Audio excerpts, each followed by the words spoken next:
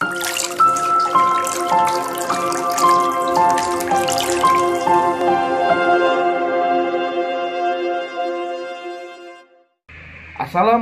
warahmatullahi wabarakatuh. Selamat pagi kawan-kawan semua. Kembali lagi ke kanal YouTube kelompok KKM 27. Jadi di sini saya Naufal Rahman akan membagikan pada kalian mengenai hal kreatif apa yang kalian bisa lakukan di rumah. Jadi seperti yang kawan-kawan tahu bahwa kebutuhan sabun, desinfektan dan sejenisnya menjadi komoditas yang sedang tumbuh-tumbuhnya dan juga dicari oleh orang-orang. Keterbatasan jumlah membuat kita harus berpikir ulang mengenai bagaimana sih kita bisa mendapatkan barang yang sejenis dengan yang lebih murah dan lebih efisien. Untuk hand sanitizer, ada cara membuat yang lebih alami, yaitu dengan menggunakan daun sirih. Jadi, teknologi hand sanitizer dengan menggunakan daun sirih atau bahan alami ini sudah ditemukan jauh setahun yang lalu oleh Dr. Rodney Martin, di mana dia mengatakan pada daun sirih ada sebuah zat antibakteri bernama Escherichia coli atau Staphylococcus aureus, di mana antibakteri ini bisa membasmi bakteri ataupun virus.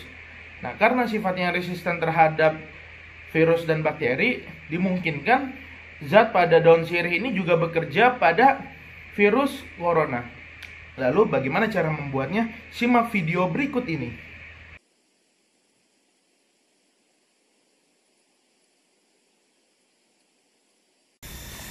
Biasanya daun sirih itu tumbuh liar, cuma kalau di rumah saya di sini membiakin biasa dikasih kayu gini nih, yang ngejalar juga ke sini daun sirihnya. Nah, ini nih daunnya. Ini bisa diambil nih 1,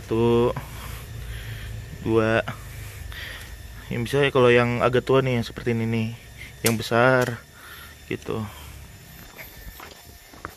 Ada juga daun sirih yang warna gelap seperti ini nih. Ini bisa dicabut. Nah, kalau ini nih yang modelnya tumbuh liar. Nah, ini batangnya nanti dibuang. Kalau dari instruksi yang saya tahu, daun yang hitam ataupun yang hijau sih sebenarnya bisa dipakai dua-duanya. Cuman lebih bagus yang hijau karena lebih universal. Itu juga paling banyak dipakai memang yang hijau. Jarang tumbuh yang hitam seperti ini. Ya, sekarang kita langsung ke dapur. Kalau misalkan di sekitar kalian susah untuk nyari daun sirih, kalian juga bisa beli ke toko kembangan, toko-toko bunga. Biasanya mereka juga ada daun seperti ini. Seikatnya itu kurang lebih 5-7 ribu. Ya, jadi kita udah ambil daun sirihnya dari kebun belakang. Kalau misalnya kurang juga bisa beli di toko di toko kembangan atau toko bunga. Nah, ini juga yang saya dapat. Ada batang-batangan seperti ini sebenarnya nggak masalah ya, dipotong juga kalau bisa dipotong biar dapat daunnya aja. Terus daun ini kita ambil kurang lebih setengah 50 gram. Di sini bisa dilihat kurang lebih cukup ya, 50 gram. Nah, pertama daun-daun ini kita cuci dulu. Sini cucinya pakai air bersih, nggak perlu pakai sabun, nggak perlu pakai dan lain. Mungkin lebih gampang seperti ini. Nah,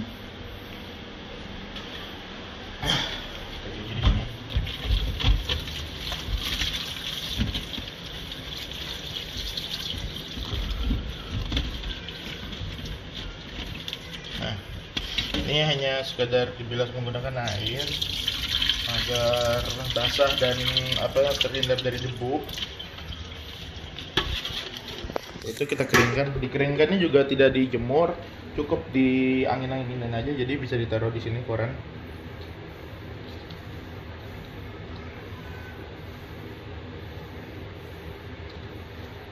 Nah, setelah ini kita tunggu. Setelah nanti udah menjabar, kita tunggu 2-5 menit. Terus nanti kalau misalnya udah kering, bawahnya dibalik, ditunggu sampai air-airnya hilang. Daunnya tadi udah kering, kalau mau cepat bisa juga dikeringin pakai lap atau pakai koran. Nah, setelah itu daunnya kita iris jadi lebih kecil. Mungkin kalau misalkan kalian suka masak kol atau daun-daun gini, apa sih, singkong ya? Kalau misalkan biasa ngiris, kalian mungkin tahu. Cuma kalau misalkan kalian jarang di dapur seperti saya, kalian bisa ya di sini potongnya iris-iris kecil aja. Jadi di sini tuh mengiris agar lebih gampang diproses nanti untuk diekstrak kandungan daun sirihnya saat nanti direbus dengan air panas. Ya, ini sekarang daunnya sudah didapat semua, sudah dipotong semua. Ini sih lebih dipotong kecil-kecil aja, nggak perlu menjalar. Yang penting dia saat dikukus selama 30 menit bisa terekstrak semua sampai layu. Nah selanjutnya ini kita ambil sebanyak 50 gram.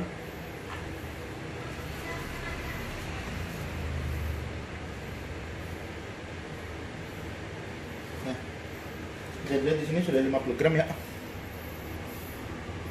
Oke. Lalu kita tambahkan 50 gram potongan daun sirih dengan 200 ml air hangat. Nah, air hangat sendiri bebas, bisa air keran, hasil rebusan ataupun air dispenser.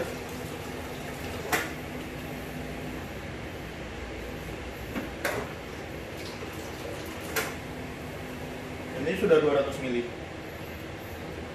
Nah, kita masukkan ke sini. Nah, setelah itu kita gabungkan di sini. Nah, di sini saya menggunakan alat steam multi steam. Dimana dia ada beberapa layer, jadi bisa kukus bareng-bareng. Nah, kalau misalkan memasak satu buah, apabila memasak untuk satu botol 200 ml, gunakan air rebusan bawah, bisa air biasa saja sebanyak 200 ml. Nah, setelah ini kita tutup agar tidak menguap.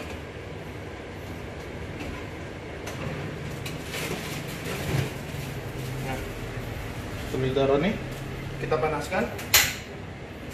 Lalu kita tunggu selama 30 menit. Jadi 30 menit ini tinggal aja dulu.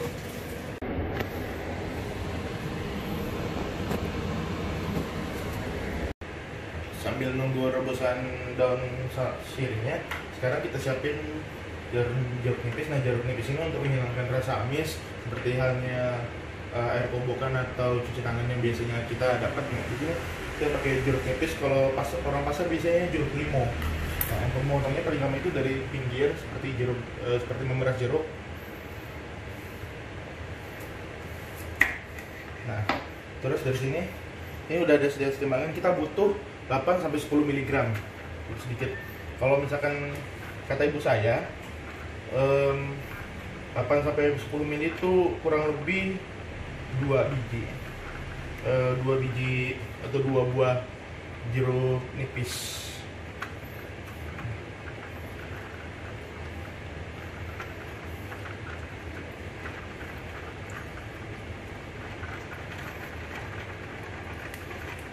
Karena nggak ada alat ini jeruk nipisnya ya, jadi agak susah.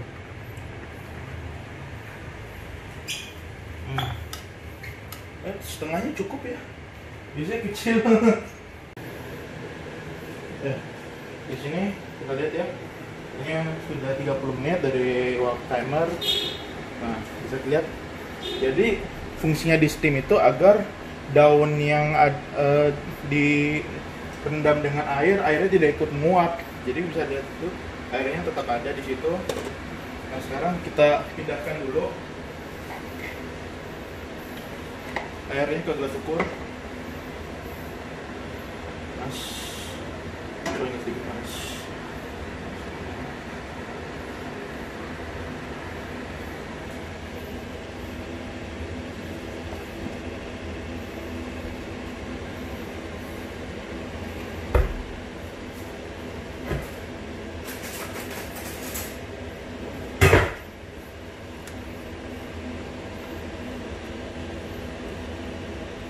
Kelihatan ya, airnya agak kecoklatan.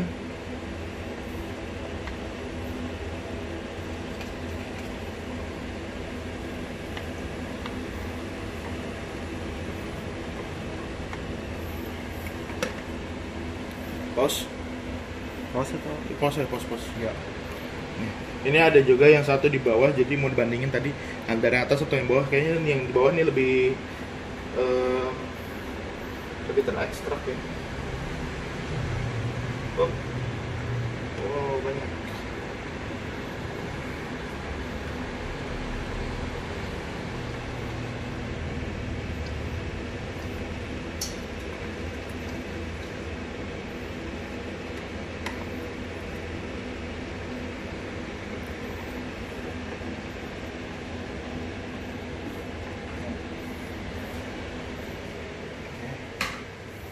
karena di sini kita pakai 2, maka jeruk nipisan tadi disiapkan tuh harus 2 kalinya, berarti antara 16 sampai 20 mili. Jadi tadi udah siapin 20 mili jeruk nipis. Ini langsung saja campurkan di sini. Nah, ada. Nah, ini hand sanitizernya sudah jadi, tinggal dicampurkan.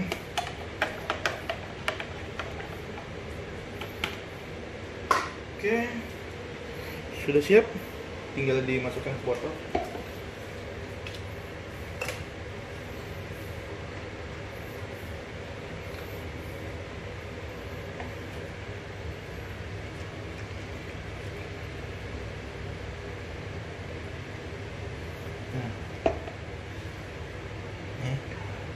Nah, dari sini sudah siap.